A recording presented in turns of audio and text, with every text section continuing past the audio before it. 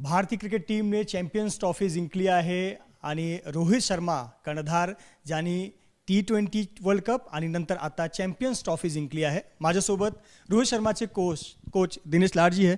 Sir, सबसे पहिली प्रतिक्रिया आपली, भारताने चॅम्पियन्स ट्रॉफी जिंकली आहे. 9 महिन्यापूर्वी आपण T20 वर्ल्ड कप जिंकलो होतो, आता चॅम्पियन्स ट्रॉफी.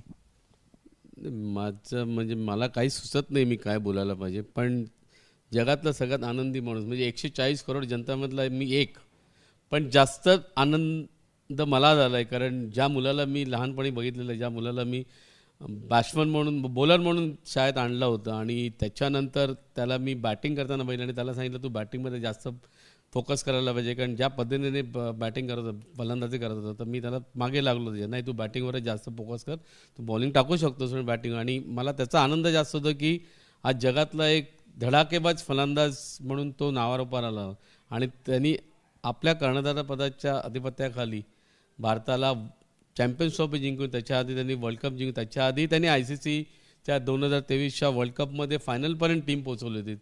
तर त्याच्यासारखा आनंद काय असणार मला, मी जगातला सगळ्यात आनंदी माणूस असेल मी.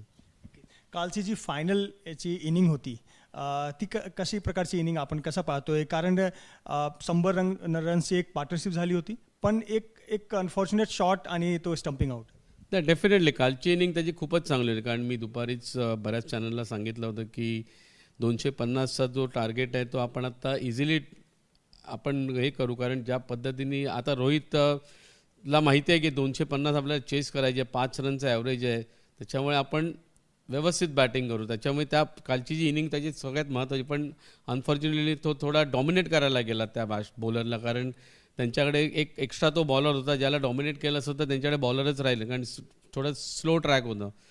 पण अनफॉर्च्युनेटली आऊट झाला, पण त्याच्यानंतरही मला कॉन्फिडन्स होता की आपल्याकडे अजूनही फलंदाज होते, जसं की श्रेयस होता, विराट होता, अक्षर पटेल होता, राहुल होता.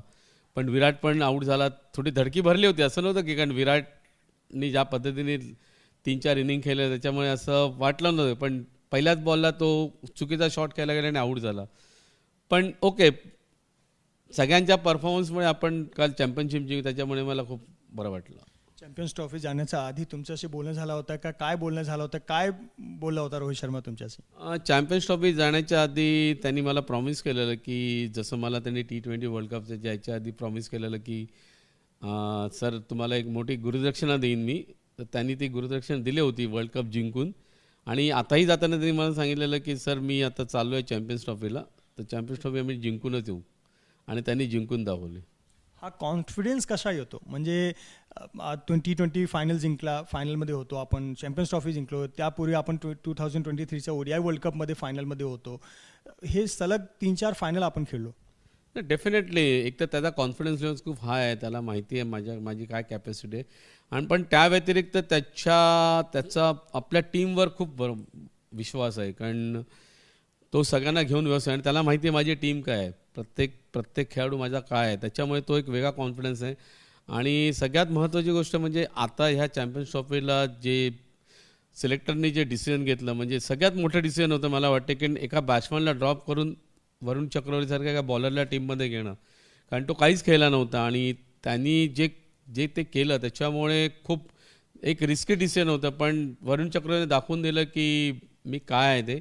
आणि सगळ्यात महत्त्वाचं म्हणजे गौतम गंभीर आणि रोहितला त्याचं मोठं श्रेय द्यावं लागेल, कारण त्याच्यावर त्यांनी भरोसा ठेवला, विश्वास ठेवला, आणि त्यांनी विश्वास सार्थक केला असं मी म्हणेन, आणि त्याच्यामुळे आपण ही टुर्नामेंट जिंकली असं मी म्हणेन. रोहित शर्माचा आपण फ्युचर का पाहतोय? कारण एक क्रिकेटमध्ये एक एज फॅक्टर असतो, एक फिटनेस फॅक्टर असतो. रोहित शर्माचं वय आहे, आपल्याला काय वाटतं की काही लोक सांगत होते की T20 वर्ल्ड कप नंतर जसं रिटायरमेंट घेतलं तसं चॅम्पियन्स ट्रॉफी जिंकला की तो रिटायरमेंट घेणार आहे, एक अशा लोक शक्यता वर्तवत. नाही, मी तर सुरुवातीला ज्या T20 वर्ल्ड कपचं रिटायरमेंट तेव्हाच मी बोललो होतो की तो रिटायरमेंट घेणार नाही, कारण त्याला टेस्ट चॅम्पियनशिप अनफॉर्च्युनेट आपण चॅम्पियनशिपला इलिजिबल झालो नाही. पण 2027चा वर्ल्ड कप त्यांनी टार्गेट केलेलं आहे. आणि रोहितच नाही, मी विराट पण म्हणेन, कारण त्यांना माहिती आहे की आपला 2023चा जो वर्ल्ड कप होता आपल्या हातून जरासाठी निसटला आहे, तर 2027चा वर्ल्ड कप जिंकून मग आपण रिटायर घेऊ आणि तेच करणार ते. मला 100% विश्वास आहे, कारण त्यांनी कालही सांगितलं की मी रिटायरमेंट वगैरे घेणार नाही. कारण काल मला बऱ्याच लोकांनी विचारलं, अरे आता शेवटची मॅच. म्हटलं असं का तुम्ही म्हणताय शेवटची मॅच असेल? आज तुम्ही रोहितची बॅटिंग बघा आणि त्याच्यानंतर बोला शेवटची मॅच असेल तर कुठली मॅच असेल. कारण मला कॉन्फिडंट होता रोहित चांगलीच बॅटिंग करणार होता आणि त्यांनी चांगली फलंदाजी करून देशाला जिंकून दिलं. माझा अखेरचा प्रश्न, सेलिब्रेशन कसा होणार आहे? रोहित एकदा भारत आल्यानंतर काय प्लॅनिंग आहे?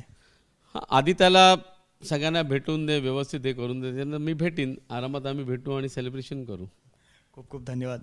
दिनेश लाड, रोहित शर्माचे कोच, ज्यांचा असा विश्वास आहे की 2027 हा रोहित शर्मा आणि विराट कोहली यांच्या टार्गेटवर आहे, तर आत्ता निवृत्ती घेण्याचा प्रश्न येत नाही. कॅमेरामॅन आसिफ खानसह मृत्युंजय सिंग, एबीपी माझा, मुंबई. एबीपी माझा, उघडा डोळे बघा नीट.